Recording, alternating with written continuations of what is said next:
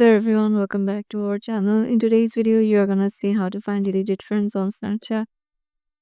So head over to the Snapchat application. Once in there, just head over to the Bitmoji on the top left and then go to the settings.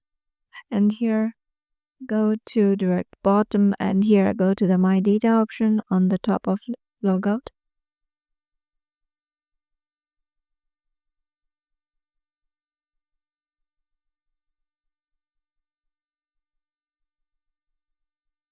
And in here, just go to check mark on user information and then just tap on next.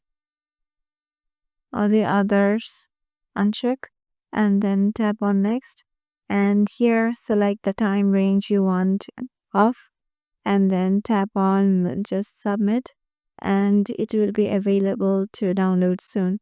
And then download it and you can see the deleted Snapchat friends. Hope this video will help you out, and we'll see you in the next one.